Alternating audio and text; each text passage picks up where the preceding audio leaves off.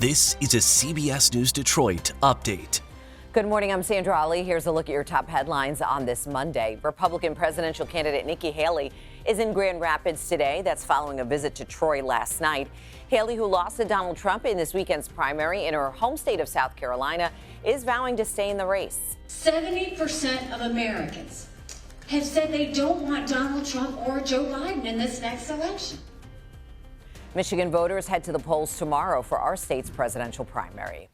On your block in Detroit, the city's fire department getting 6 new ambulances. City leaders say they're hopeful the new vehicles will help them get to emergencies faster. The department's current average response time is at a historic low, 7 minutes and 33 seconds, which is below the national average. Good news for Chick-fil-A fans. The restaurant chain opening up a new location in downtown Detroit. It'll be inside Bedrock's First National Building on Woodward Avenue near Campus Martius. The target opening date is May or June. Ann Arbor is the most expensive place to live in Michigan. That's according to researchers at Yahoo Finance. They took a look at the cost of living of major cities in each state and compared it to the national average. Although Ann Arbor is relatively expensive in Michigan, it's still 1% less expensive than the national average.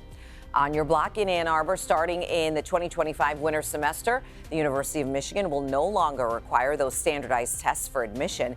That includes the ACT and the SAT. Both of those tests will now be optional. Gas prices are up almost 5 cents a gallon this week. The statewide average is $3.25 a gallon. That's up 28 cents from a month ago. AT&T customers will be getting some money back after last week's massive network outage. The company issuing a $5 credit to customers who lost service. AT&T says it was a technical mistake that caused that outage. However, the FCC and the FBI are still investigating.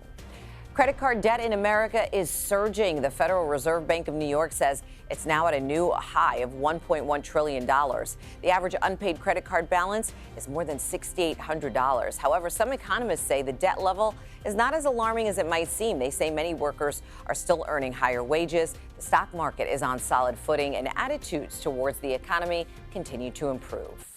Let's go ahead and get a look at that next weather forecast now with Troy Bridges. Troy, good morning. Good morning, Sandra. We're going to be in for a beautiful day today with lots of sunshine, but big changes are on the way for tomorrow. In fact, there is a risk for severe storms. We can't rule out some isolated tornadoes tomorrow late into the evening and early into Wednesday morning. There's a slight risk, which is elevated. That is on a scale between 1 and 5. It's a 2, where you're seeing the yellow here. That's going to be western Wayne County on down to Monroe County. So a good bit of our area dealing with the chance for some of those thunderstorms. Again, that comes late tomorrow and early on Wednesday. For today, again, blue sky and sunshine, looking gorgeous for outdoor plans.